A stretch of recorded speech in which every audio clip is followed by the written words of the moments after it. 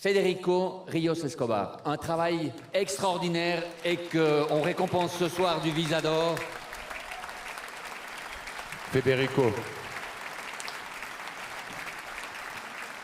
Un travail extraordinaire, sans doute méconnu ou inconnu, sur les migrants dans leur passage dans le Darien entre la Colombie et le Panama.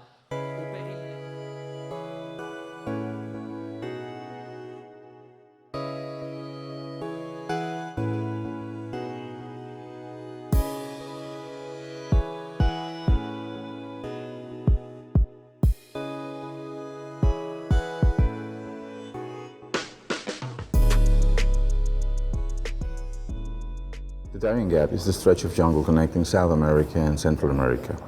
It's 100 kilometers of jungle without roads.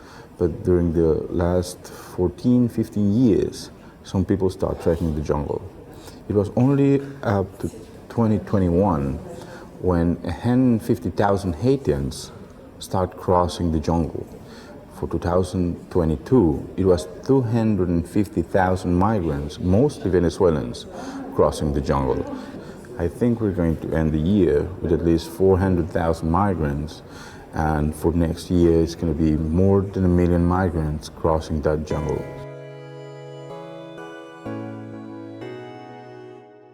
It's not an easy territory, and these people is not used to walk in the jungle. These people is coming from cities, and sometimes these people is coming from places so far that they never have seen so many green together. There are rains, muddy hills up and down, severe heat, so most of them are dehydrated. There are rains and the rivers grow really fast and drags them and kill them several times. Like going uphill or downhill in a muddy place can break your toes or your knees.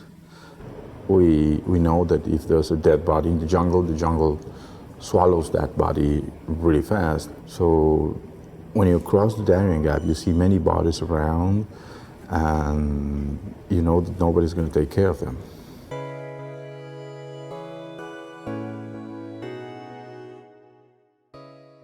Because there are people from all around the world trying to make it to the United States and Canada. During this year, we have seen 97 nationalities crossing the jungle of the Darien Gap.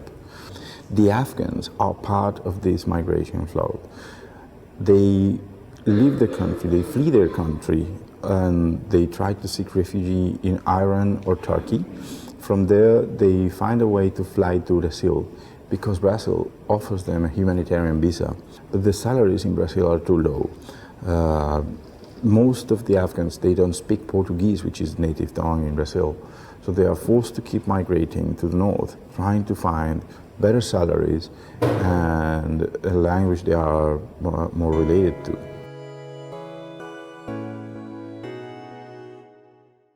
Well, there are several things in common for migrants. First of all, desperation, lack of hope. They reach the bottom of their efforts on their home countries. They are fleeing violence, poverty, hunger. Some of them are climate migrants.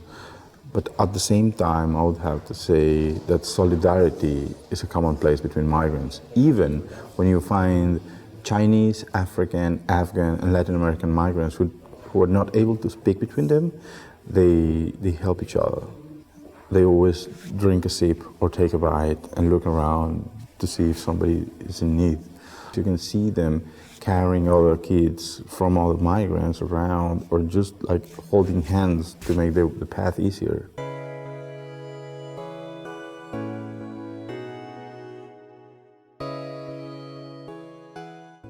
Sarah is a girl, 7 years old, but her mother has severe injuries in her foot.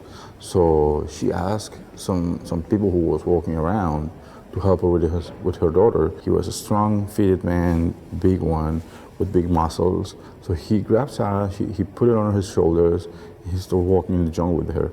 And suddenly, he was looking back quite often to see where Alexandra, Sarah's mother, was coming, and he was always looking at her. And suddenly he looked back, and there's no more Alexander anymore. There was no Alexander anymore. So he started slowing down but kept walking.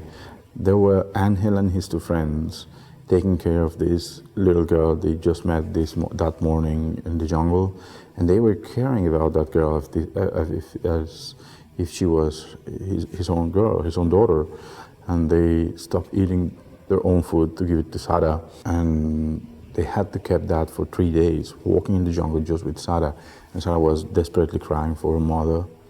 And the third day, Alexandra made it to a small town named Canan Membrillo, which is the first town in the jungle, like out in Panama, and they met together. That was a story with a happy ending, but we have heard lots of stories where families are separated in the middle of the jungle. They never met back because it's so easy to get lost, to die, or it's like if for one of them takes longer to arrive, how are they going to find each other?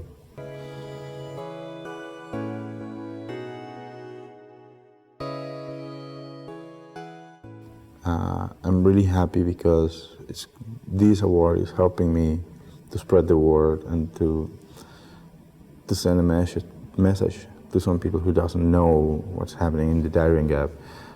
That's why I believe in journalism at all, and it's because I think we need to drive this message to people who are like regular people, and at the same time to people who's decision makers.